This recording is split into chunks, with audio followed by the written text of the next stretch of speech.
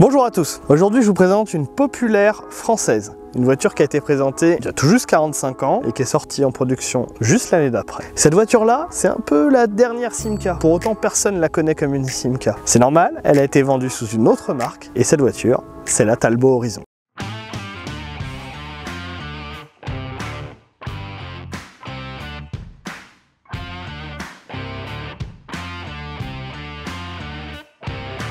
Je vous ai dit que c'est pas une Simca mais plutôt une Talbot. L'histoire elle est pas récente puisqu'elle commence en 1903. Cette année-là, Adolphe Bayard des automobiles Clément Bayard, fabriqué en France, contacte le comte Chetwynd Talbot pour produire les autos en Angleterre. Ces autos-là seront produites jusqu'en 1919. À partir de ce moment-là, on va garder juste le nom Talbot quand la marque est rachetée par Darracq, puis Darracq rachètera aussi Sunbeam pour former Sunbeam Talbot Darracq, STD. C'est sous ce nom-là qu'un beau groupe industriel va rester jusqu'au milieu des années 30. À ce moment-là, on est en 1934 et c'est Anthony Lago qui rachète la marque. Ça va donner les fameuses Talbot Lago, un nom qui est associé au grand luxe, aux belles carrosseries, aux gros moteurs, et la marque va exister comme ça jusqu'en 1957. À ce moment-là, l'automobile de luxe en France n'a plus trop le vent en poupe, la marque cesse ses activités, mais en étant vendue à Simca, qui va juste mettre quelques moteurs V8 vedettes dans des T14. La marque est ensuite mise en sommeil pendant 20 ans. Parce qu'en 1977, c'est le groupe PSA qui rachète les activités de Chrysler Europe. Dans ces activités, il y a donc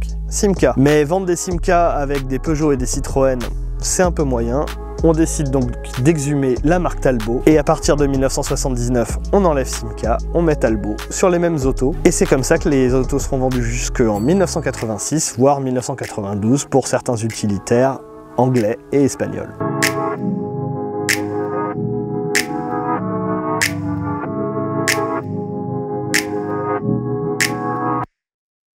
Alors maintenant que je vous ai parlé de Talbot, on va parler un peu de l'Horizon. Elle est étudiée chez Simca dès 1974. D'ailleurs, elle est présentée en 77, je vous l'ai dit, il y a tout juste 45 ans, toujours chez Simca. Elle est lancée en production en janvier 78, toujours chez Simca. Il faudra attendre 1979 pour qu'elle devienne une Talbot. Pour autant, elle ne changera pas techniquement, hein. Les éléments de base sont les mêmes, avec le fameux moteur Poissy, avec différentes versions, 1118, 1294, 1442 et même un 1600, auquel on peut ajouter des moteurs XU diesel venus directement de chez Peugeot. Les puissances iront donc aux alentours des 70-80 chevaux, 90 même pour la Premium, la version haut de gamme, et la voiture sera produite jusqu'en 1985. À ce moment-là, on se rend compte que vendre des Talbot au milieu des Peugeot et des Citroën, ça fait un peu beaucoup, surtout que les autos se marchent sur les pieds. On arrête l'Horizon et 869 000 exemplaires sont alors sortis des lignes de production.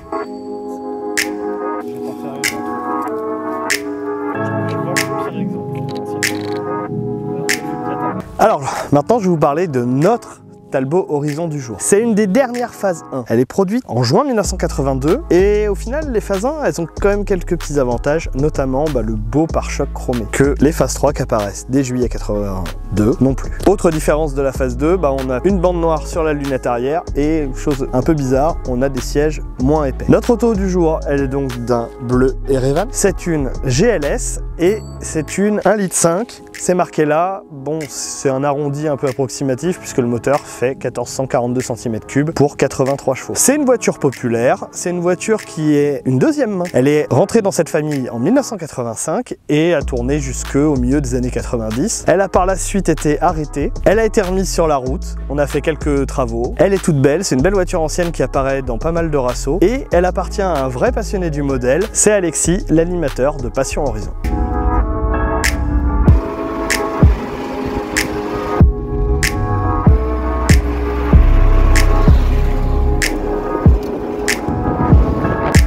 La conduite de la Talbot Horizon. Je vais pas vous mentir, c'est pas une auto à sensation. Non, on est vraiment dans une populaire, tout ce qui est le plus classique. Une voiture qui est très bien pour aller sur toutes les routes, par tous les temps et dans toutes les conditions de circulation. On a un moteur qui est relativement souple, avec les 80 chevaux qui doivent être à peu près tout cela, et qui permettent de rouler sans problème à 90 km/h. Bon, je l'ai pas testé sur voie rapide. Manquerait peut-être une 5e vitesse justement pour ces grands axes, mais on est tout à fait avec 4 vitesses dans l'air du temps du début des années 80. Rien à dire sur la Talbot Horizon, Pas vraiment, hein. Franchement c'est un vrai couteau suisse, c'est une auto qu'on oublie un petit peu, une vraie populaire. Dans les années 80, il n'y a pas que les GTI. Avec une voiture comme ça, on peut se faire plaisir pour bien moins cher. Et puis il y a quand même quelques petites choses amusantes, bon, pas au niveau du comportement, le freinage est bon, la direction est bonne, les reprises sont bonnes, le maniement de la boîte, on voit encore que c'est une Simca, mais on a le contour qui est tellement génial. On regrette presque qu'ils aient pas sorti une version très sportive où on aurait pu vraiment jouer avec.